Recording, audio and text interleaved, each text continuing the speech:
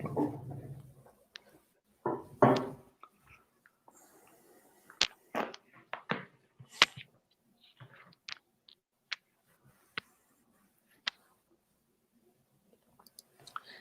good morning, everybody. Welcome back to Ask the Pastors. We're back after a couple of week hiatus, and I'm here. Clowns to the left of me, jokers to the right. Here I am stuck in the middle with you. Is that? That's about sums it up. Yes. Well, good morning, guys. Hey, good morning. Morning.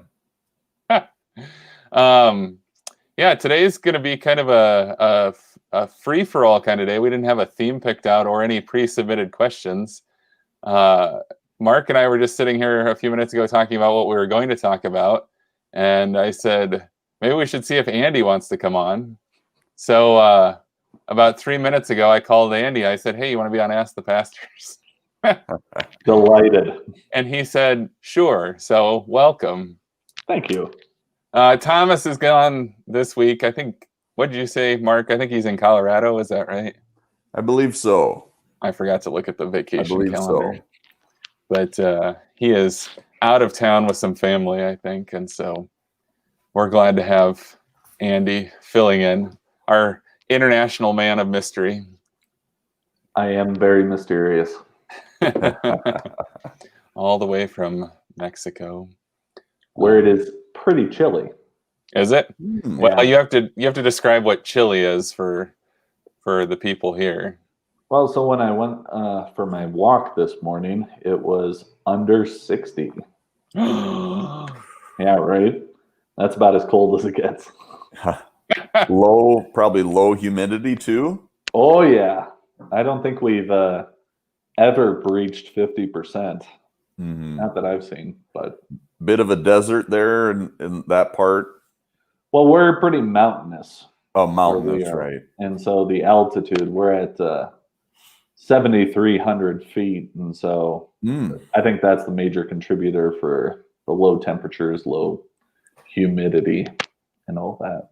So You're even higher than Denver, the Mile High City, huh? we indeed are. I was going to Mile say and a half. That's kind of similar to Colorado experience of going. We were a couple years ago in the Rockies at a resort, and yeah, the humidity level just stays really low in the summer, and it got up. It doesn't usually get real hot there, but like it was like 90 degrees one day, and all the locals thought it was hot, and we were like, "This feels great."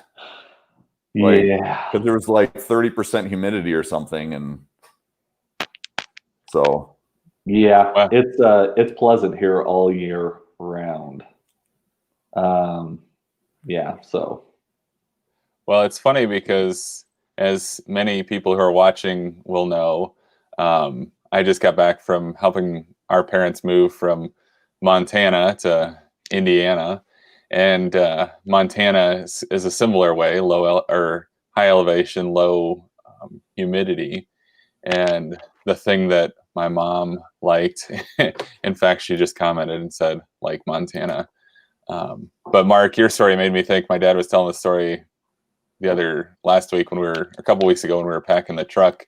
It was a pretty decent day outside, and he talked about when he first got there, he went out golfing one day and it felt great, although it was like 80 or 90 degrees outside, and he came home and he was burnt like a lobster because he didn't put any sunscreen on, because he's like, oh, it feels like a 75 degree day out in Nebraska where we'd come from. So yeah, the feeling can definitely be deceiving.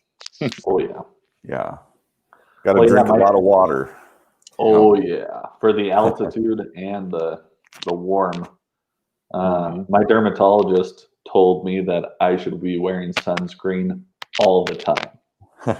Doesn't matter if I'm going outside for 5 minutes or 50, because it's brutal when the sun's out.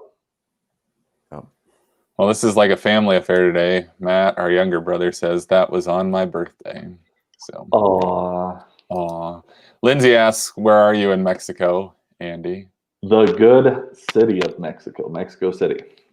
And so one of the largest cities in the world, me and 22 million of my closest friends. Well, you used to be able to see a mountain out of your old apartment window, but I don't. Since you've moved, you probably don't have the same view. I do not. I see regularly the flight path for the international airport here, so we see the airplanes passing by all the time. But no, we do not see any of the volcanoes that are around our city. We do have a lot of trees in our vision now, which was severely lacking at the other apartment. There were like 3 little measly trees down in the median of the road in front of our apartment, and that was it. The only green we saw. Well, we've got a bunch of people who've told us that they're here. Marilyn Bernardo's here. Marilyn Simpson's here. Nancy Sorensen. Joe Sentgraf. Who, Joe, I just heard you downstairs here at our house talking about how you were going to get back to watch Ask the Pastors, I think. So there was a MOPS thing last night, and she and Beth had to exchange something, I think. But welcome. Lindsay Baker's here. Mom is here. She says, good morning, sons and Mark. Although, Mark, with the beard, you look like you could be, you almost could be an honorary Schlund, I think. I was going to say, and the name is so close with the Lund that there's got to be something there, an honorary, maybe. I don't know. We'll see. Is there a typo in your name? You forget the SH? I'm going to have to look back and be like, oh, wait a minute. It was Schlund. Why did they change it? Well, you'll grow into it eventually, right? The Lund into Schlund. Nelda's, Nelda's here this morning. Looks like Matt, our younger brother, is here.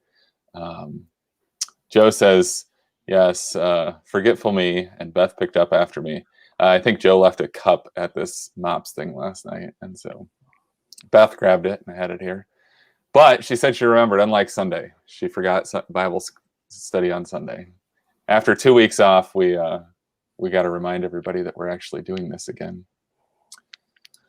And my mom says, we'll adopt you. So yay. All right. I'm in.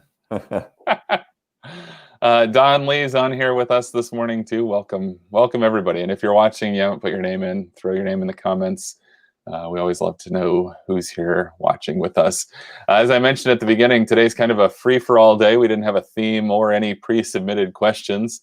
But I will remind you that you can send your questions via text, email, or through the form on our webpage. All you have to do is go to trinityalgona.org/askthepastors. Or if you're already watching this morning, the easiest is just to type it into the comment section. And we will throw it up on the screen and talk about it. So, does anybody have any questions? Anything that you would like us to talk about more this morning? Because we'd love to talk about that. Joe says that Mark fits right in height-wise, so there you go. Yeah, I'm one of the shorter ones, but close. Well, Andy's the short one in our family. I love telling people that, especially here, because the median height here in Mexico is not the same as in the United States. So when I tell people I'm the smallest of my brothers, their jaws drop to the floor. Yep. And how tall are you, Andy? I am 6'3". Oh, I thought you were 6'4". No, that's what I am. That's tiny one. And that could come in handy too, to tell people, I'm the shortest of my brothers. Just to let you know. Oh yeah. They're like, whoa, okay, all right. We better not mess with this guy. I always tell people you're 6'4", so I've been adding an inch every time I tell the story. Well, thank you. I'll just have to start wearing lifts in my shoes or platform shoes or something like that. Well, and apparently I've been lying the whole time because Matt says he's only 6'5". I always tell people that he's 6'6" and you're 6'4", so I've given you both a bonus inch. Wait, so how tall are you? 6'8". But I must be Are you 6'7". I 6'7"? think I must remeasure myself or something. Maybe I But you measured were wrong. but you were probably 6'9" on the program for basketball, I bet, huh? 7'1". No, I'm Okay. just kidding. Yeah. we always added an inch. That was Goliath is coming to play. Yeah, the Yep. intimidation factor for Mhm. rural Nebraska. Oh boy. Well, nobody's had questions so far. I did think it could be kind of interesting maybe to talk about how did you get into being a pastor, or how did you become a pastor? I don't know. I thought people might be interested to hear some of those stories. So maybe that could be where we start. And as you have questions or thoughts about anything, even if it doesn't pertain to these stories, go ahead and throw those in the comments, and we'll pick those up too. So I don't know. Anybody want to start with that? How did you figure out you were going to be a pastor, and then what did that process look like? Go ahead, Andrew. You take it away. I tell this story so much that, well, because inevitably when I go around to congregations, they ask how you decided to become a pastor, and yeah. So you're well polished and ready to. I have share. the story down to 3 minutes. No, I'm just kidding. Exactly. No, so my brother and I went to the University of Nebraska at Kearney. Yeah, like his nice little mug said. And we were involved at University Lutheran there, the campus ministry of Holy Cross Lutheran. And I don't know, I inevitably got into theological discussions with other students and stuff like that. And I enjoyed it. And through conversations with different people, they thought it might be a good idea for me to become a pastor. And so I transferred over to Concordia University in Seward, Nebraska. What were you studying when you first went to UNK? History. And not to belittle my professors at Concordia University, but man, UNK had a lot of different history professors, great history program. And but I transferred over to get the biblical languages, and then I went to Concordia Seminary, and the rest, as they say, is history. What did you think you were going to do with your history degree when you came to UNK? I had no idea, because the next step was probably to get a master's, because you can't really do anything with a BA in history. And so get a master's degree, probably work in a museum or something like that. But that was the intended trajectory. God had other plans. Yeah, as he typically does. What the sitting on his throne and laughing and all that stuff, holding people in derision. Yeah. Hey, watch Psalm 2's devotion with Pastor Lund this morning after we're done. You'll get to hear all about that. There you go. What did the pre-sem program at Seward look like? Well, so it included, it was an emphasis that you could put on your degree. And so it included completing the 4 required Greek classes, 3 required Hebrew classes. What else was in there? I think a couple of exegetical classes, a couple of philosophy classes, and I don't think doctrine classes were actually included because you'll get plenty of that at seminary, was the rationale. But a whole bunch of stuff. I think a history class on the church was required. Yeah, so that was pretty much the emphasis at Concordia, Nebraska. Nice. Yeah, you were lucky you got to take the languages for much longer than some of us who got to take the 10-week Greek class and the 10-week Hebrew class. It was wonderful. Yeah. I remember being in the midst of those, and I would call Andy and I would say, how'd you do this part, or how'd you learn that part? Or how much time did you take on this? He goes, oh yeah, we would take like weeks on that thing. I said, oh, well, we got 3 hours today. Yep. Yep. Drinking from a fire hose.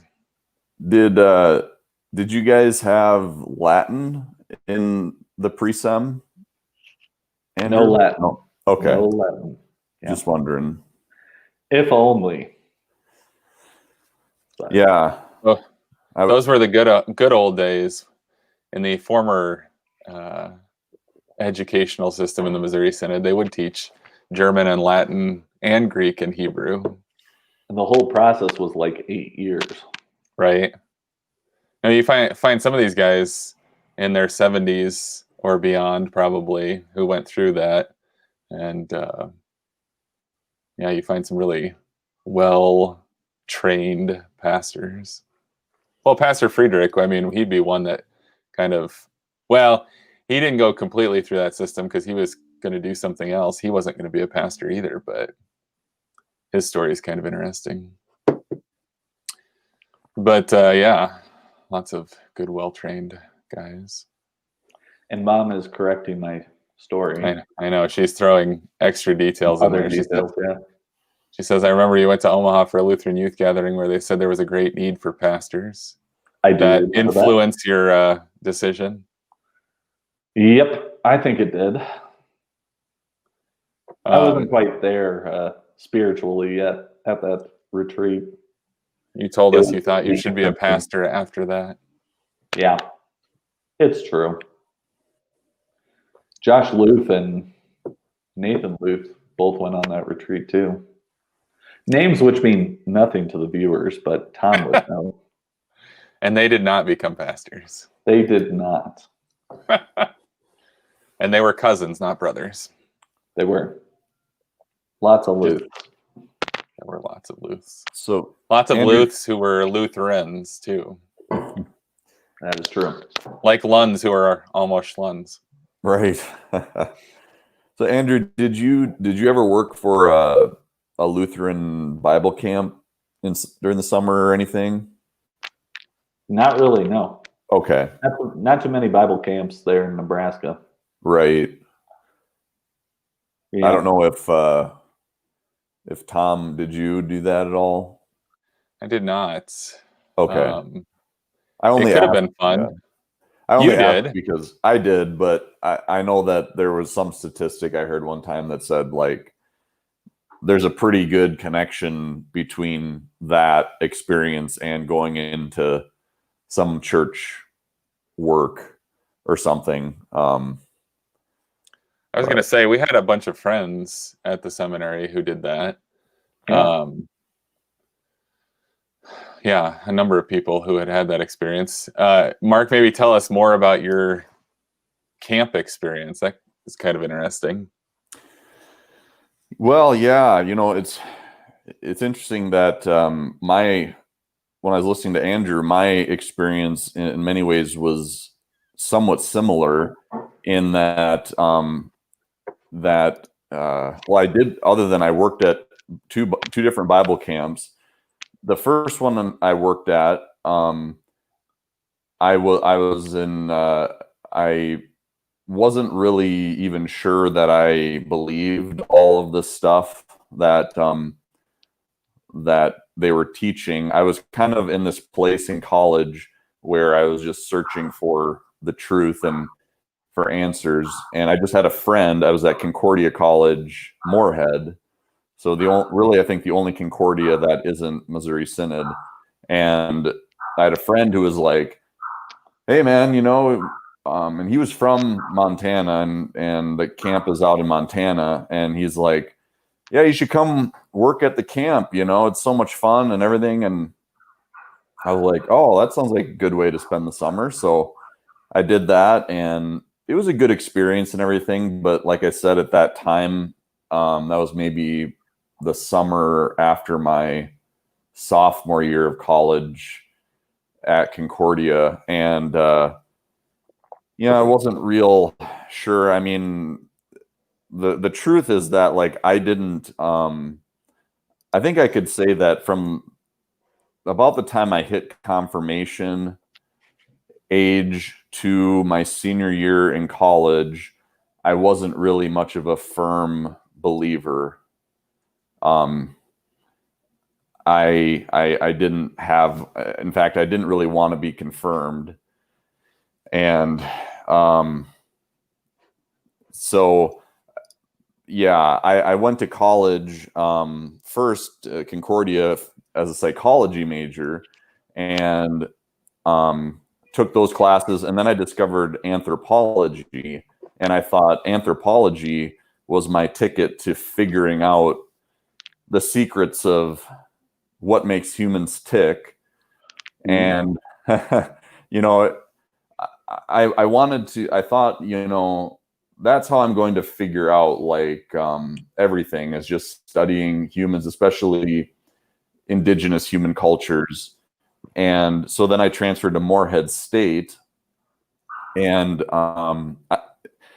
funny little story, when I met with that chair of the anthropology department at Morehead State, he said to me, he tried to talk me out of it. It was funny.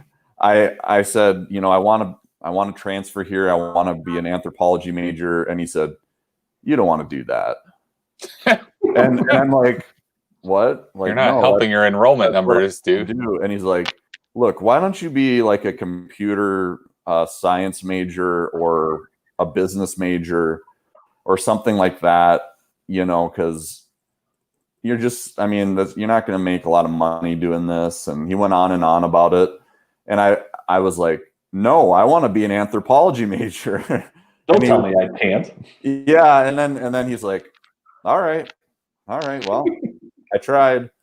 And so I got into the program, and of course, anthropology is just like, in some ways, like history, other than the fact that at least with history, if you couple it with teaching, you could be a history teacher. And whereas there aren't too many high school anthropology classes, but at any rate, it's similar.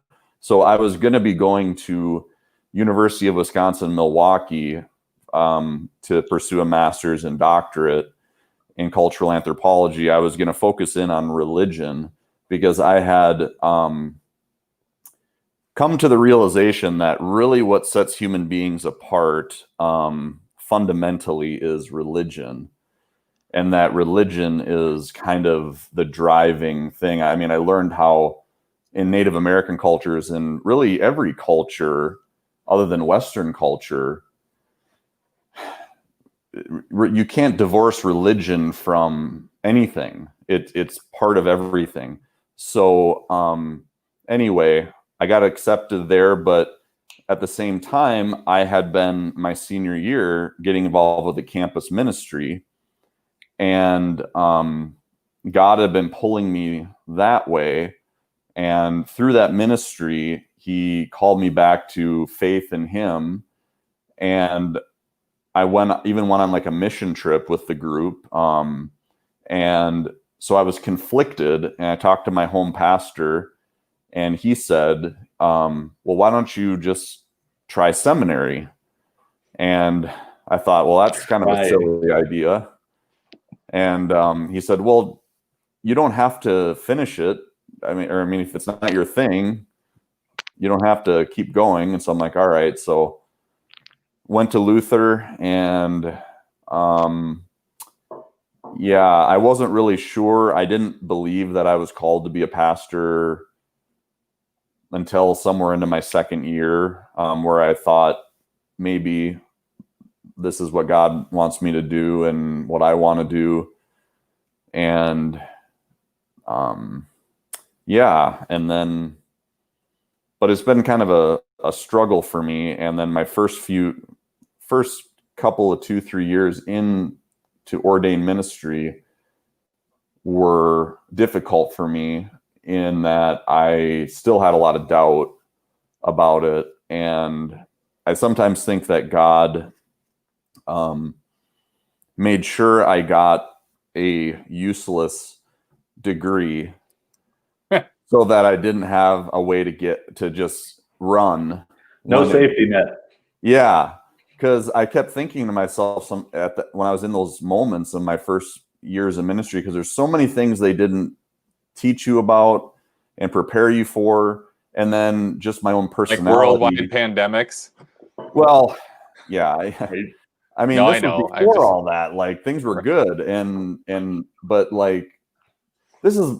I mean, we could go on. Another topic someday would be to talk about what should they actually be teaching in seminary in addition to what they're teaching, because I think there's a lot of things that they're not teaching that they need to. But anyway, so I actually was thinking, if only I had a computer. I thought back to my my conversation with the anthropology chair, and if only I had that computer science degree or whatever, then I could leave. But I stuck it out. God helped me through it, and slowly but surely, by the time I got to my second call in Boyden, and then I had figured things out more. I was more comfortable.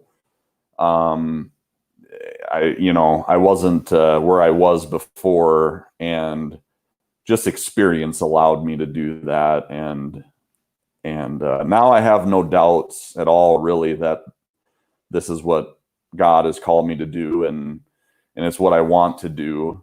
But it's really been almost a process of him dragging me, kicking and screaming some of the way, at least.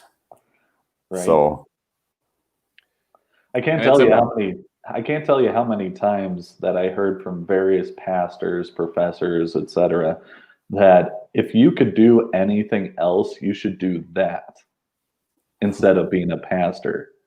Well, because it's not something to enter into willy-nilly or anything like that. But God takes all kinds and makes them pastors too.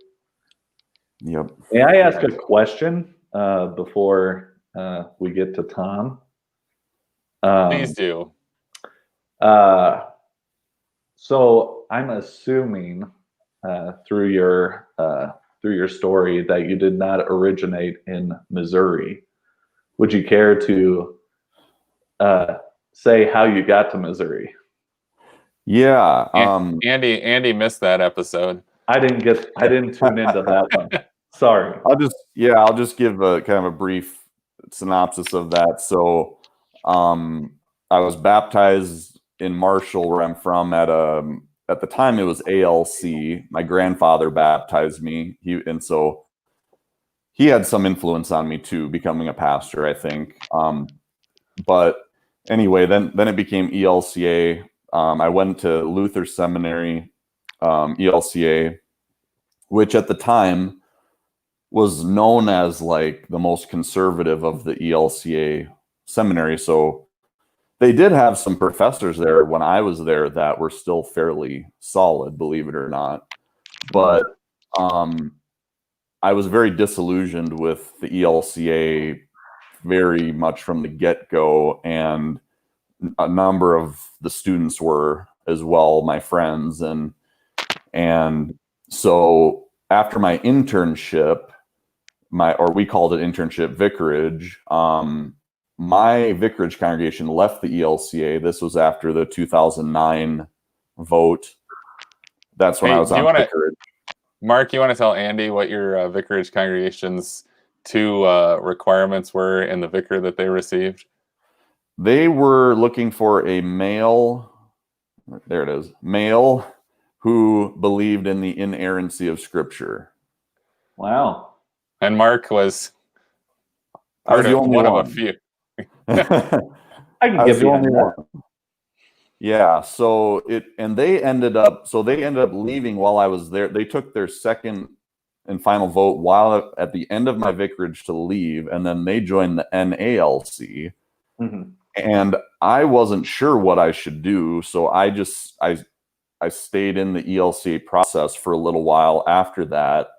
But then when I got back to seminary, I just knew I had to get out of the ELCA. So I got out of that and out of the process, and I would have probably gone to NALC, but there wasn't much for congregations around the Midwest at that time. There still isn't all that many. LCMC is much bigger. So I went with them, was ordained with them, served a congregation in Canby, met my wife Hope, then we got married, and then I got kind of disillusioned with LCMC for various reasons.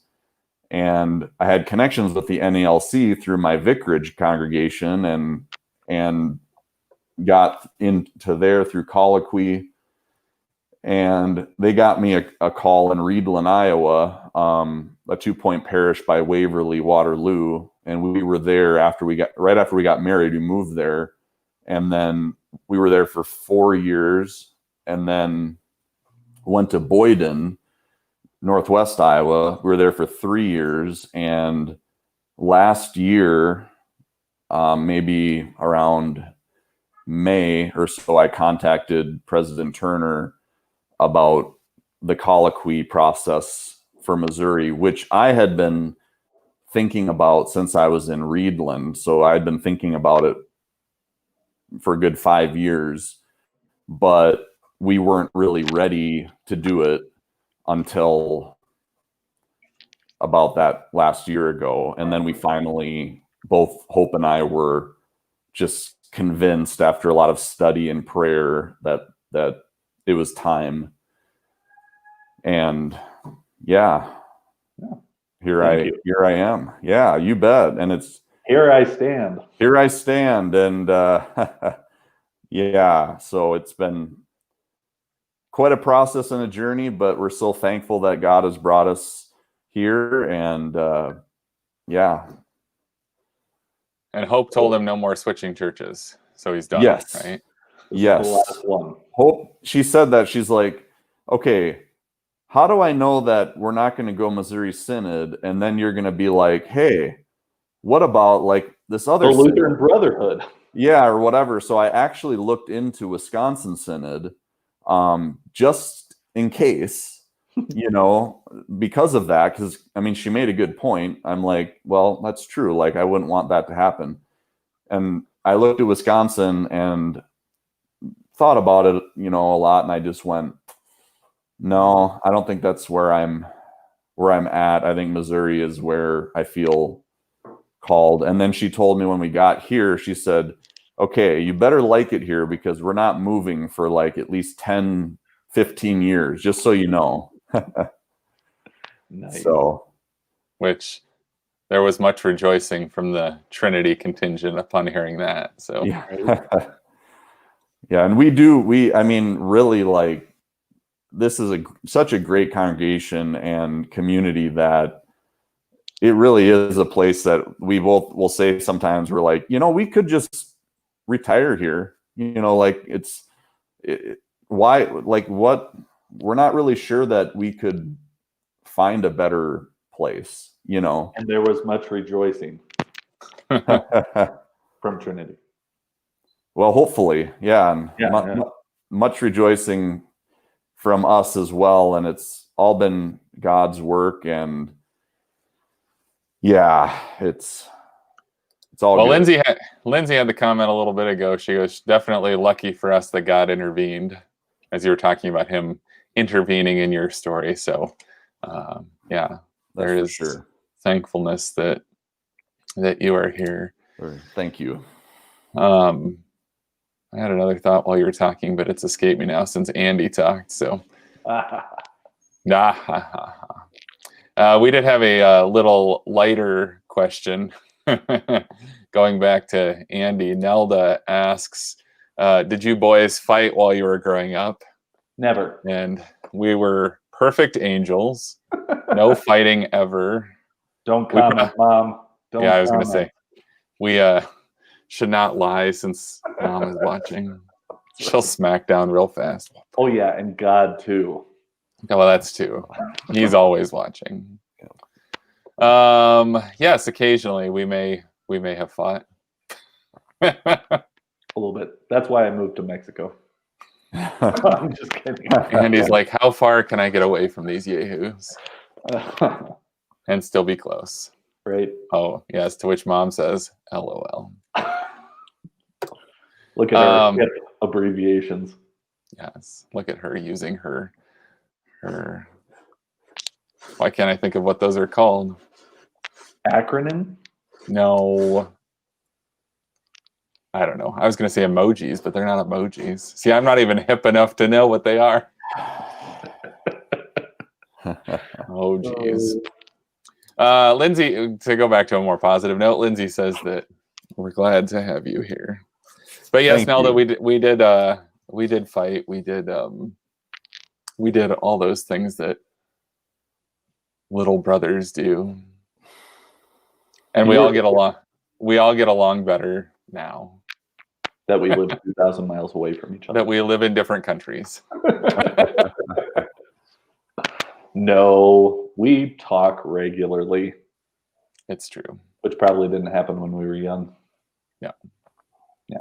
It is true. Thank you, So iPhone. did you guys get into like wrestling matches or anything? Yeah. Yeah.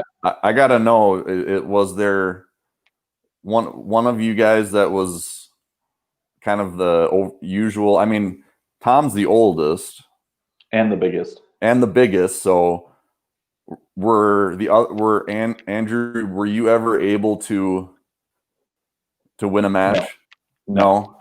No, I would laugh just to provoke him further, just to not give him the satisfaction. I remember that vividly. Though I do remember, it was when mom and dad lived in the first house that I finally, during one winter, rubbed his face in the snow, and I felt pretty good about that until he rubbed my face in the snow. There was some snow in the face. Yeah. I was gonna say if you were able to beat him, then I would have to say you've got to have some kind of pretty gifted wrestler or something, because it's hard. Andy was a little bit, what do you want to say, scrawnier of a I was kid. very scrawny. Okay. Yeah. I had next to nothing on me. I weighed like 160 sopping wet. Oh, yeah. But and you think all of those private wrestling matches from all the wrestlers in high school after basketball practice would have helped me, but they didn't. Oh, And it wasn't actually. They would just make fun of us, and then we would try to prove them wrong, but we never won. They didn't really give you too many real pointers. They were just messing with you. Yeah. Yeah. Well, that's funny because I never took them up on any of that. I did. I wasn't as smart. Yeah, we knew better than to. I was on basketball too, and we stayed away from the wrestlers as much as we could, because they were some tough hombres. Oh, Nothing, yeah. Like, nothing we about thought our practice was hard until we found out what they were doing, and we were like, yeah, I think we got it okay. You know? So I was scrawny, but the featherweights could still take me easily. That's because they were way stronger than you. Yeah, they were. Yeah, nothing about watching wrestling. Well, because we had two gym. Well, our elementary school and our high school were connected to each other, and so there was a high school gym and an elementary gym, and the girls' team and the guys' team, I don't know, took turns where we practiced, but the wrestling room was off the elementary gym, so you get to see their practices sometimes if you were practicing in there. And there was nothing about those practices that ever looked exciting or appealing to me. I was okay being in basketball. But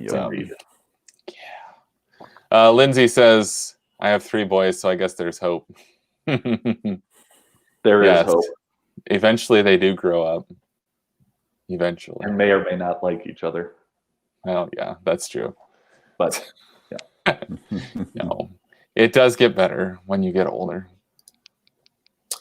Let's see. Joe says he's not here to defend himself, but is Matt and any type of church worker? Has he thought of it? Matt is not here to defend himself, although he was in the comments earlier. Matt is a very faithful church member, and he has kind of served in a variety of roles in his church as he's gotten older. Trustee, yes, handyman around the place. He just finished a job in Montana as a night, manager, I guess, at the grocery store. Yeah. Where he was working before he moved to, when Mom and Dad moved to Fort Wayne. And he just got a job. Just got a job. He was telling me this morning, working for FedEx at their warehouse in Fort Wayne. So congrats to him on that. But no, I don't. Long or more professional church work, not so much. But he does serve in many other ways. But anyway, yes. So your story. Well, my story starts with never, ever, ever, never, ever going to be a pastor, which is funny because as most of them actually, well, that's what I was going to say. As you talk to more pastors, you find out that often is the story. And Andy's comment from our professors from earlier about if you can do anything else, you should, is not as flippant, I don't think, of a comment as it sounds. That becoming a pastor is definitely not, what do you want to say, for the weak of heart. Easiest path. Yeah, it's and so it is interesting how God works to put people in those places, and it's definitely, nothing to do with any of us. That it's all God's faithfulness and His work, and I think that's the thing for me, at least, that I always go back to and sort of rest in. That no matter how hard we work or what we try to do, it's all about what God is doing. I don't know. Grew up in the church. I've never had any animosity towards the church. I mean, I've never had one of those great rebellious moments, I suppose, where I left and said, peace out, this is dumb. Just sort of, I don't know, always has been a part of it. I was fortunate, and probably even more so than you, Andy, as a kid, to sort of always tag along with Dad just about everywhere he went. And so I've seen it all. I've joked in the past that I probably had about a 10-year vicarage by the time that I was 13. That's true. Not in Wisconsin, it was no piece of cake either for Dad. Yeah, right. We're in a small deaf mission congregation, and so that comes with its own set of challenges.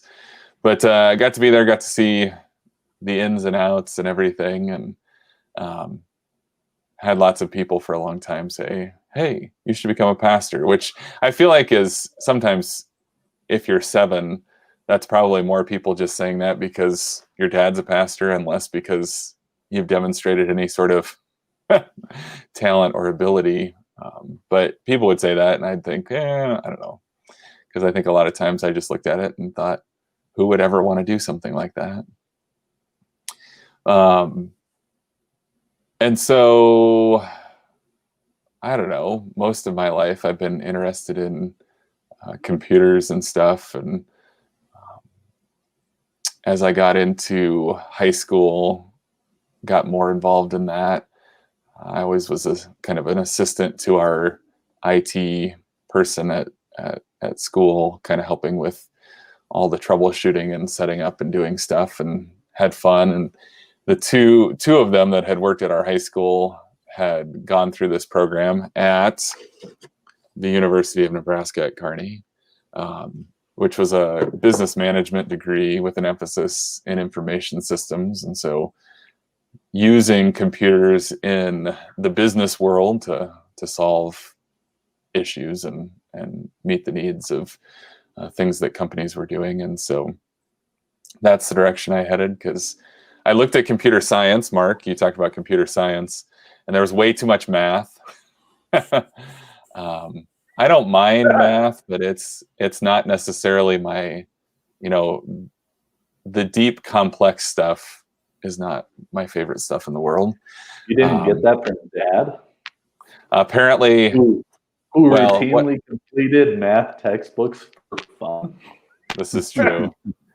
Well, our grandpa was an engineer by trade. He did HVAC designs for construction, I guess.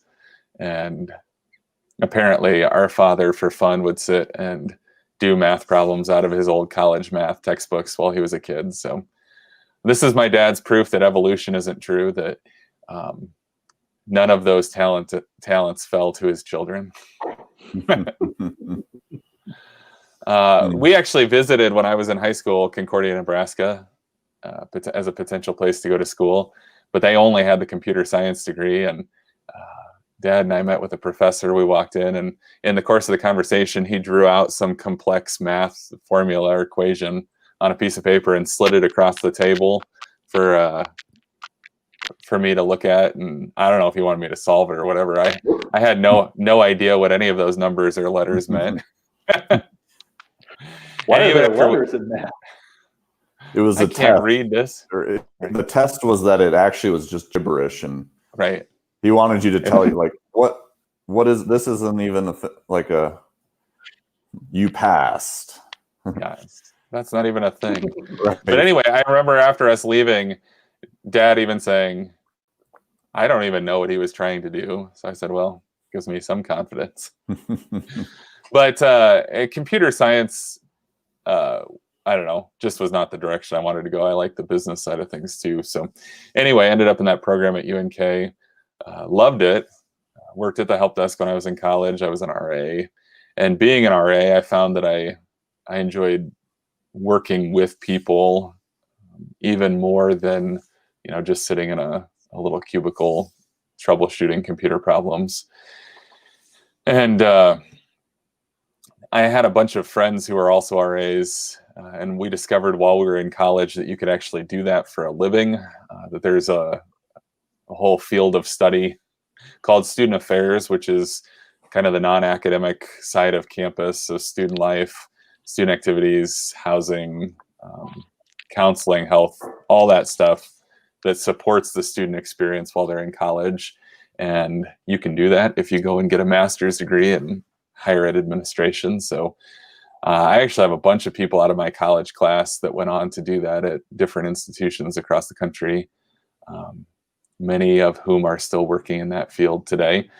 And so I decided to do the same thing. And there's a whole process, a whole national process. You go to these conferences and just interview with schools all over the country, which I did, and ended up finding Texas Tech.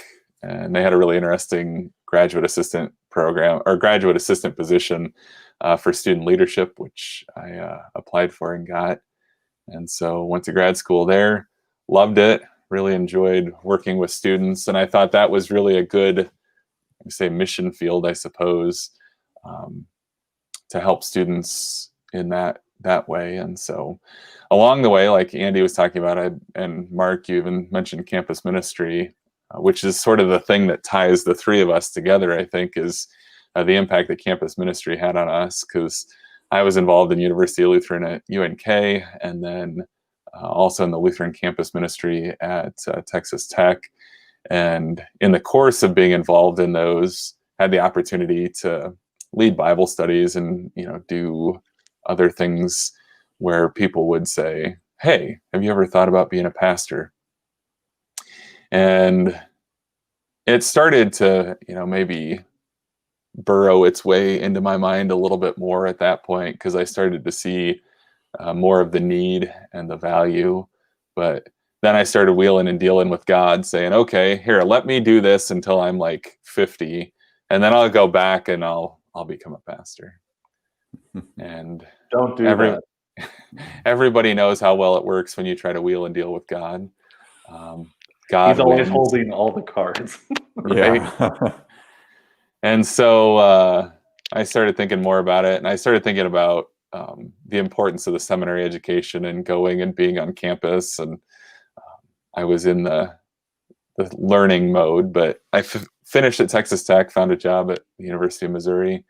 I really enjoyed doing that too, and was dating a girl at the time who was Baptist, whose brother was a pastor, whose family took it very seriously, and we started having the faith conversations, and I started buying books from CPH and reading more. And I think that's where I took a lot more ownership of the faith, of what we believe and why we believe it. And that really kind of solidified for me. And then working with college students, and I had a building of almost all freshmen, lots of pretty serious situations.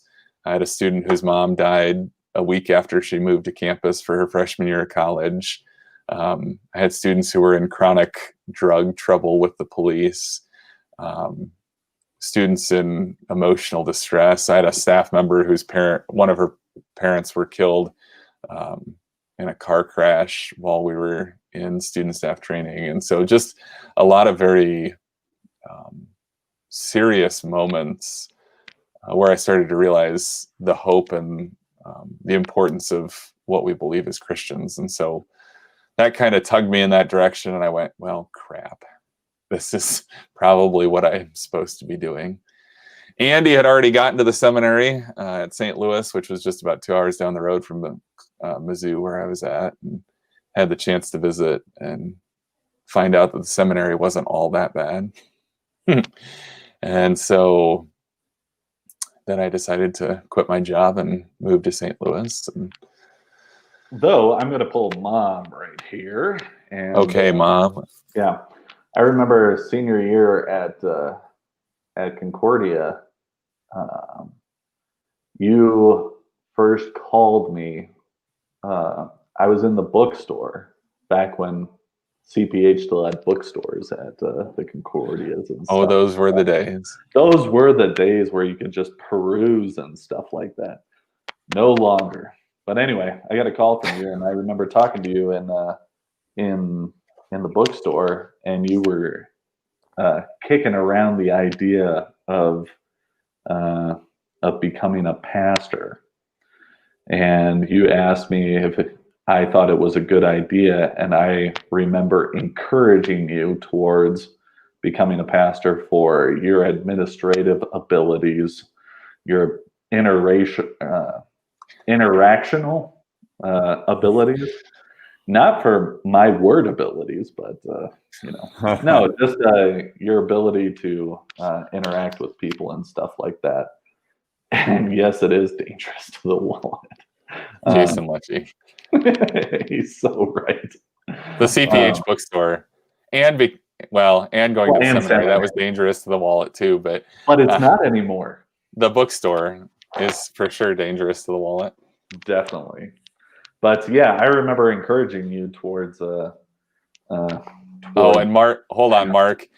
Jason is Holly Hagg's son-in-law, who's pastor out at Kingsley, where Dwayne Meisner came from. Small world. Okay. He also says dangerous to the back when you move. All right, sorry, Andy, go back to what you were saying. No, that was about it. Oh, I don't remember that phone conversation at all, so it was very impactful to me, I suppose, Well, subliminally or something like that. But no, I'm sure it was in the moment. Well, no, I remember you, I hadn't heard this from you at all, so I was kind of surprised, but I thought it was a good idea. Mm-hmm. And here you are. And here I am. I attribute it all to me. Just kidding. Yes, I'm sure you are completely to blame for it. So Trinity, when you hate me, you can blame Andy. It's his fault I'm here. I'll be your scapegoat. Yeah. So yeah, and I think that's an interesting point, though. I think that we all share in common too, that's come up in all of these stories. is the way that God uses other people to encourage you. And so I think one thing to learn from that is that oftentimes we're looking for big miraculous signs from heaven, and yet God uses ordinary means all the time and ordinary people to kind of guide us and direct us. And so that's the takeaway, because I think that is an important takeaway. You're not going to get an angel from heaven. You're not going to get, you shouldn't rely just on the still small voice within you. Yes. But instead, a burning bush. Yeah. Or burning in your chest.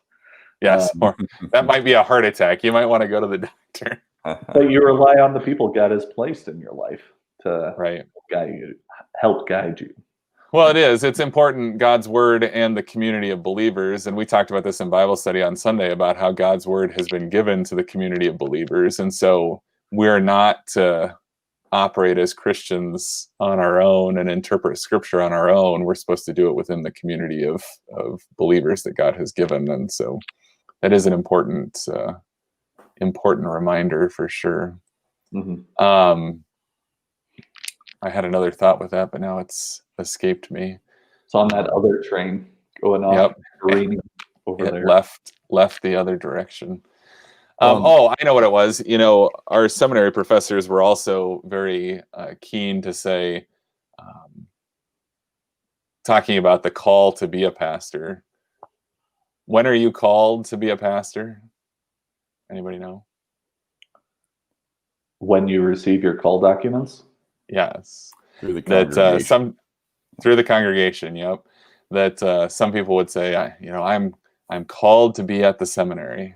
And the professors would say, no, you're not. You're not called until the congregation calls you. Which again, sounds like kind of a silly phrase, but that's how we believe the process works, that until you have been called by a congregation, that's God working through his people again to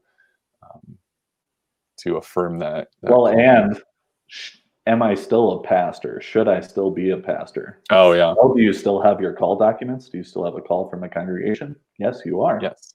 Then you are a pastor. Yeah. We did get a question in here. Dean asks, Andy, will you ever leave the mission field to pastor a church? Well, God only knows. We shall see.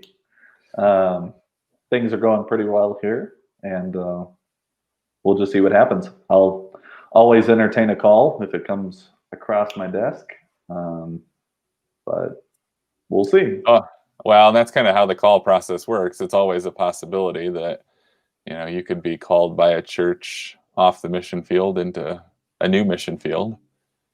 We just had a pastor friend from Montana who got a call from his church in Montana. Well, he was serving a church in Montana and got a call to be a missionary in, of all places, the Cayman Islands, which sounds kind of delightful to be on the beach. I don't know how close he is to the beach, but anyway, he got a call to the Cayman Islands, which he just accepted. So he'll be moving from Montana to the Cayman Islands. In my region. Yes. Latin America. Yep. Caribbean, Spain.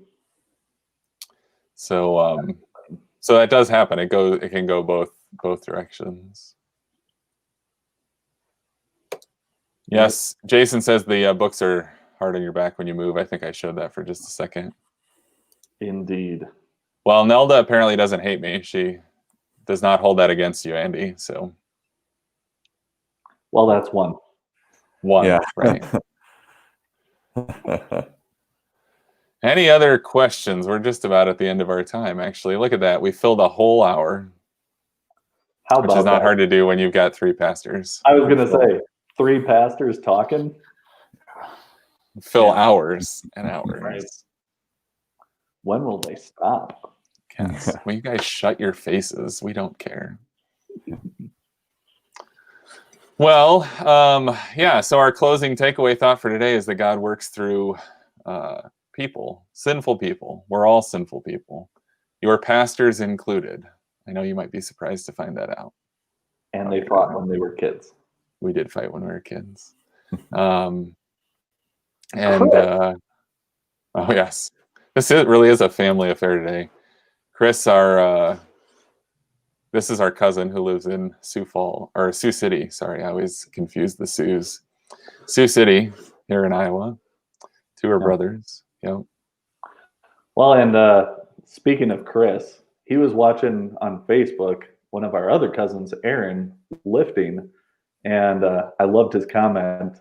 It was, "I'm just pulling a muscle watching this," and I thought that was hilarious Yeah, because Aaron, man, he can lift.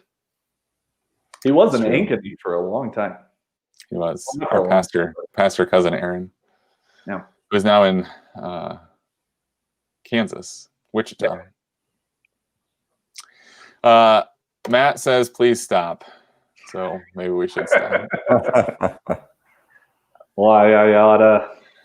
That's what he Oh wait, always we're says. adults and we're past that. Stop talking. But anyway, well, thanks everybody for tuning in today. Andy, thanks for answering your phone 2 minutes before we started so that you could join with us today too. Happy to do it. I'm gonna go eat some tacos. That's all you eat in Mexico, right? Is tacos? Oh yeah. Good. So good to have you on. Alrighty. Andy. Thank you. Glad to be here. Thanks, Mark, for sharing your story as well. You bet. And maybe by next week we'll actually have a theme or other pre-submitted questions, so we don't just talk about ourselves the whole time. Yeah. But anyway, alrighty. Well, take care, everybody. Have a great day, and we'll see you back later.